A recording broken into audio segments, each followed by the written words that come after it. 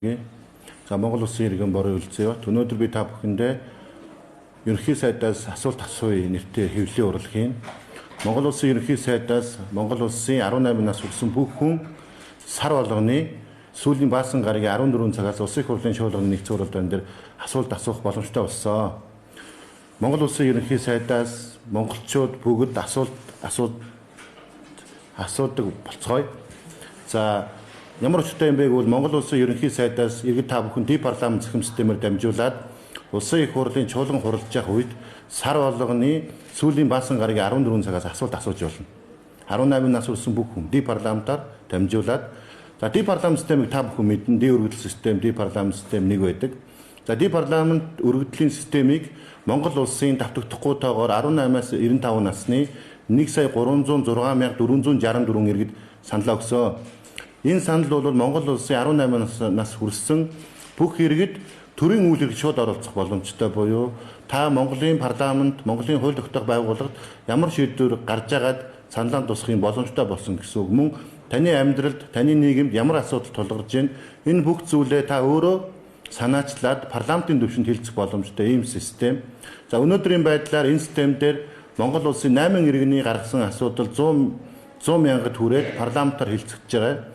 За мөн Монгол Улсын иргэний гаргасан санал 70 мянгад хүрээд Улсын их хурал дээр утааны сонсголт хийсэн. Мөн Монгол Улсын 2 иргэний гаргасан санал 33 мянган иргэний дэмжлэг авч өнөөдөр парламент дээр хэлцэгдэж явж байна. За та бүхэн мэдж байгаа ба цалинтай ээж мөнгөийг нэмэгдүүлэх, нийгмийн даатгалын төлөвийг 50% бууруулах, нөөтийн 2%-ийг 5% болгох, нийгмийн даатгалын хувь хүний орлогын албан татварын шимтгэлийн 10%-ийг 1% болгох.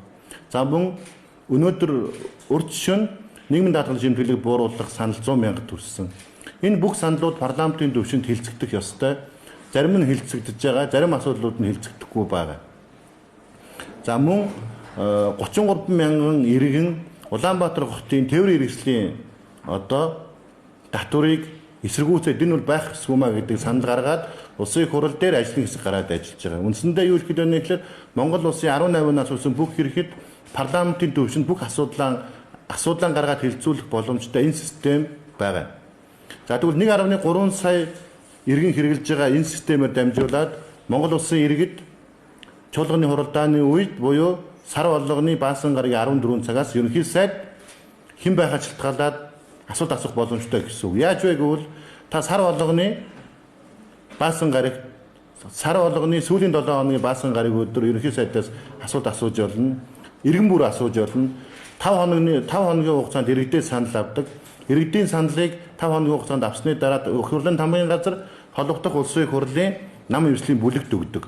Нам эвслийн бүлэг тухайн иргэдийн асуултыг аваад нэг их хурлын гишүүн гаргаад тэр Улсын их хурлын гишүүн Улсын их хурлын чуулган дээр ерөнхий сайдаас Монгол Улсын иргэн ийм асуулт асуулаа, та ийм асуултанд хариулна уу гэж явдаг. Энэ жишг Монгол Улсад хэрэгжээд 2 жил болж байгаа. Гэхдээ энэ ди парламент систем дээр байгаа 2 зэсний нэг зэсийн сая 300 мянган хүн хэрэглээд байна. Нөгөө зэсийн хүн хэрэглэдэг. Тэгэхээр энэ Монгол Улсын иргэд сая 300 мянган иргэн та бас ерөнхий сайдаас асуулт асуух боломжтой байгаа. Энийг хэлээч л гэдэг хэвлэлийн хурлыг хийж байгаа. Тэгээ би та бүхэнд хэрхэн ерөнхий сайдаас асуудаг юм бэ гэдгийг Улсын их хурлын ди парламент захирам систем энэ байна. За би энэ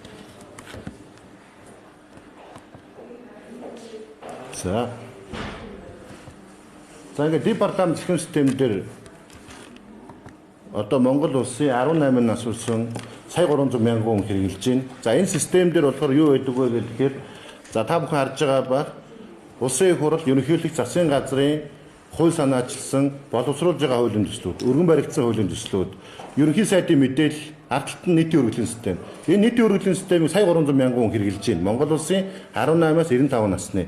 Тэгвэл яг хажуу талд нь байгаа ерөнхий сайдын мэдээллийн зэсийг хийж хэрэглэхгүй байна.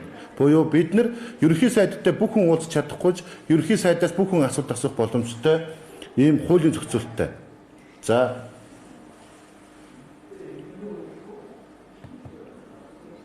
одоо ерөнхий сайд 2025 оны 4 сарын 25 буюу энэ 5 дахь өдөр Монгол улсын иргэд ерөнхий сайдаас асуулт асуугаад ерөнхий сайд энэ 5 дахь өдрийн 14 цагаас чуулганы хуралдаанд иргэдийн асуултанд хариулна гэсэн үг.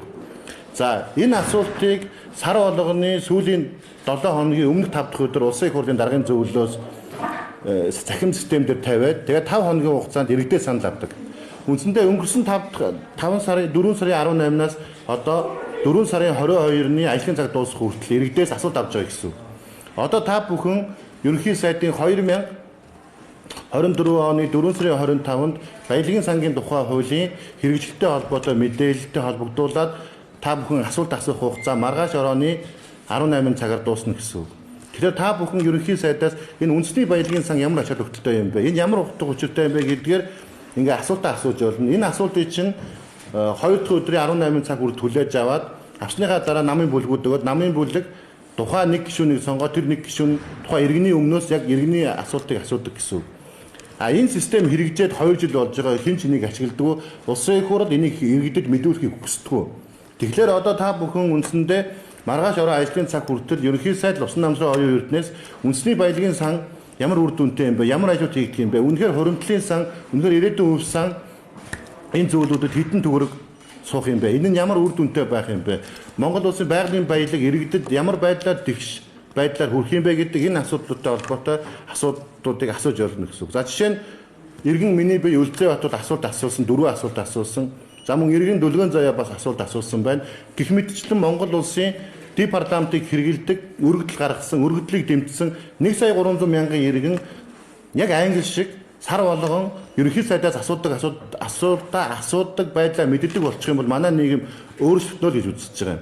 Тэрнээс МСС, Жинко гэж хоёр хуваагддаг биш бодиттой байдлаар асуудлыг тавиад энэ баялагын сан чинь хэрхэн явах юм бэ гэдгийг бид нар сар болгон ерөнхий сайдаас асуудаг болчих юм бол энэ нийгэм өөрчлөгдөнө. Залуучууд хэн нэгэн сошиал дээр байгаа хуурамч 1 сая хаягийг дагдаг биш энэ парламентын албан ёсны системийг ашигладаг болох юм бол бидний ажлын байр ирээдүй бидний боловсрол дэвшил бус байдал энэ бүх зүйл өөрчлөгдөнө л гэж үзэж байгаа. Тийм учраас энэ мэдээллийг та бүхэнд хүргэж байгаа гэсэн үг. Тэгэхээр би дахин хэлье. Улсын их хурлын чуулган хуралдаж байгаа үед сар болгоны сүүлийн 7 хоногийн баасан гарагт Монгол улсын ерөнхий сайд хэн байхаа шалтгаалаад ерөнхий сайд өөрийн биеэр иргэдийн асуултанд хариулдаг ийм хуультай. За жишээ нь энэ системийг бид дахиад харуулъя. За энэ одоо бараг 2 дахь жилийнхаа ойдоор явж байгаа энэ систем гэсэн үг. Өмнө нь ингээд одоо жишээ нь энэ уур амьсгалын өөрчлөлтгээд 3 сарын 28-нд ерөнхий сайд бас асуултанд асуусан. Ингээ иргэд асуудаг. За саяны энэ одоо сая 2хан иргэн асуусан байсан. Ягаад ингээ иргэд 2хан байгаа юм бэ гэвэл угаасаа 2хан иргэн байхыг л хурл хүсдэг. Ягаад бол иргэд энэ талаар мэдэхгүй байхыг л хүсдэг. Энэ 2 иргэн маргааш 10 болдог, 20 болдог. Ягаад гэвэл нэг иргэн асууж болохгүй асуух нь муухай харагдах учраас хамгийн газрын ажилчдаар бүглүүлчихдэг. Тийм учраас энэ байдлыг харьяа. Монгол улсын иргэд департамент системээрээ өөрийнхөө дан системээр ийм Монголоор дамжаад ерөнхий сайдаас асуудаг энэ боломжийг бүх иргэд нээлттэй болгоё л гэдэг хэвлэлийн урлагийн зорилго. Тэгэхээр хэдүүлээ парламентын ардчлалтай улс бид нар парламентын ардчлалтай улс бол иргэн засагладаг. Тийм учраас та бүхэн заавал сонгуулиар төрийг барьдаг биш.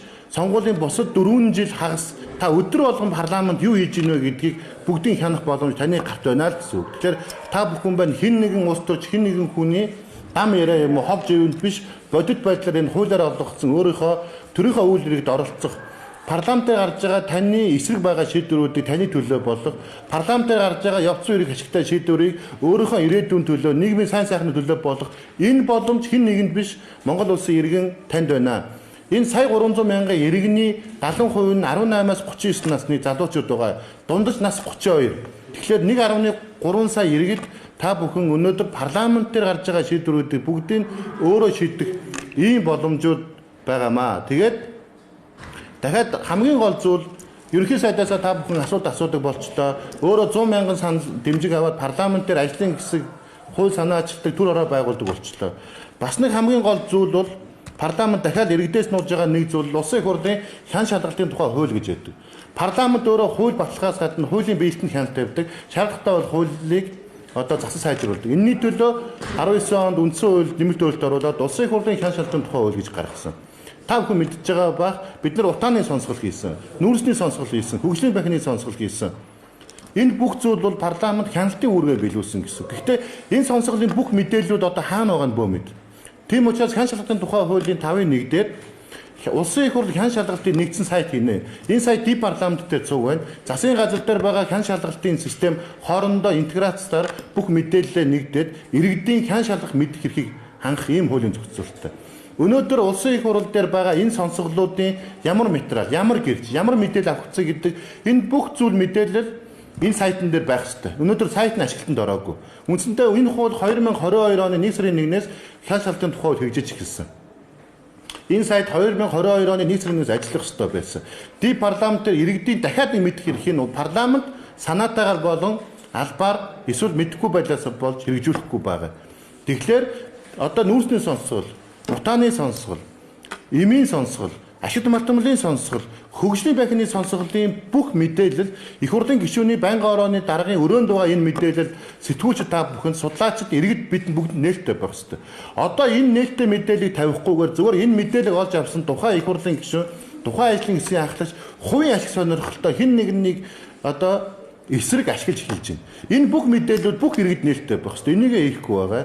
Дахиад нэг зүйл байгаа. Улсын их хурл хян шалгалтын хууль захим системээ доглон ашиглуулж байгаа буюу одоо шилний цаанаас чихэр амсуулнаа долоологно гэдэг үг байдагтай адилхан гэсэн. Юу хэлэх гээд байна гэхээр улсын их хурл 126 гишүүн намрын чуулганы хугацаанд 25 хян шалгалтын ажлын хэсэг явуулсан. 25 хян шалгалтын ажлын хэсэг гаргаад улсын их хурл цаг тамгын газрын нэг одоо дайчлаад 25 ажлын хэсэг хян шалгалтын ажлын хэсгээр ажилласан гэсэн үг. Энийг бүгд улсын их хурлын байнгын орооны дарга нар улсын их хурлын гишүүд хэлж байгаа. Гэхдээ энэ 25 ажлын хэсгийн бүх мэдээлэл буюу ямар ажлын хэсэг, ямар үүрэгтэй, ямар мэдээлэл авсан, ямар үр дүнтэй байсан, ямар асуудал гацсан гэдэг энэ бүх мэдээлэл энэ хян шалгалтын систем дээр бүх хүнд нээлттэй байх ёстой. Одоо энэ систем нь байхгүй. Энийг олж авсан мэдээлэлээ улсын их хурлын гишүүд хувийн зорилгоор ямар нэгэн зүйлийг өөртөө давуу байдал олгож парламентын чуулган дээр ашиглаж байна. Гэтэл парламентын өөрийнх нь эрх бол иргэдийн мэд эрхийг хангах, иргэдийн оролцоог нэмэгдүүлэх, иргэдийн хяналтыг сайжруулах. Ерөөсөл парламент бол иргэдийн төлөөллийн дээд байгууллага, иргэдийн мэд эрхийг, иргэдийн засаглах эрхийг л олгох ёстой. Тэгвэл үндсэндээ иргэдийн мэд эрх, ерөнхий сайдаас асуудгаа мэддэг хууль нь 2 жил гараад байхад парламент хэлэхгүй байна. Хян шалгалтын бүх мэдээллүүд бүх иргэдэд нээлттэй байхыг парламент бас бий болгохгүй байна. Ди парламентаар 100 мянган иргэд саналаа өгөөд байгаа тэрийг шийдэхгүй байгаа. Энэ бүх зүйлүүд нь парламент хууль, үндсэн хуулийн гол зарчим хууль дээдлэг, үндсэн хуулийн гол зарчим тэгш байх энэ боломжуудыг зөрчиж байна гэдэг энэ зүйл гарч ирж байгаа. Тэгэхээр та бүхнийг Монгол улсын ерөнхий сайдаас асуултаа асуух энэ Монгол улсын үндсэн хуулиар олгогдсон боломжоо ашиглаач гэдэг зүйлийг өнөөдрийн хэвлэлийн урлаар хийж байгаа. Тэгээд за энэ дээр би та бүхэн энийг харсан дээр ба Монгол улсын ерөнхий сайд чуулганы хуралдаан хуралдаж байгаа үед сар болгоны сүүлийн 7 хоногийн баасан гарагийн 14 цагт иргэдийн асуултанд хариулдаг. Иргэдийн асуултанд хариулахдаа Монгол улсын ерөнхий сайд их хурлын чуулганы дэгэн тухай хуулийн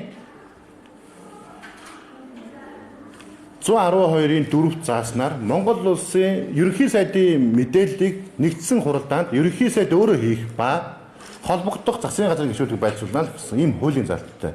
Тэгэхээр та бүхэн ерөнхий сайдтай бүгд уулзах чадахгүй ч сар болгон ерөнхий сайдад асуулт асуух хууль байна.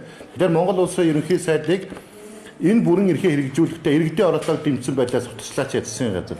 Их хурл энэ гаргасан хуулиа баталж иргэдэд түгээх, багарсан хуулиа биелүүлэх, иргэдийн оролцоог хангах энэ зүйлээ хийгээч. Тэгээд Монгол улсын бүх хэрэгэд хууль санаалахаас гадна ерөнхий сайдаас асуудаг болсон. Тийм учраас хүн болгон ерөнхий сайдаас асуулт асуугаач гэдэг хэвлэлийн урлыг хийж байгаа. Тэгээд та хэвлэл мэдээллийн одоо салбарын та бүхэн асуулт асуувал хариулахд бэлэн байна. Асуулттай хүн байна.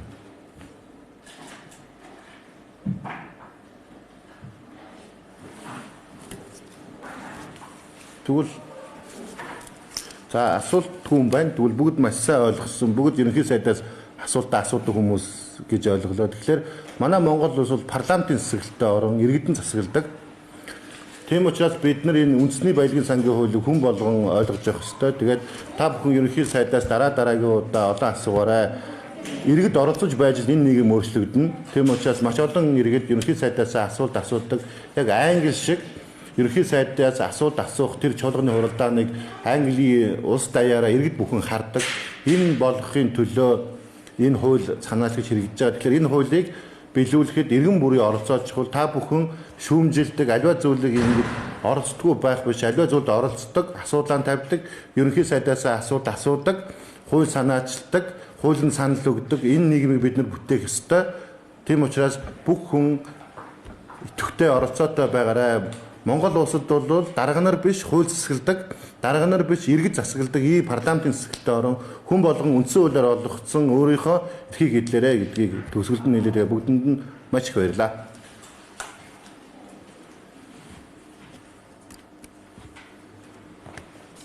Манай ичтэй май. Болно.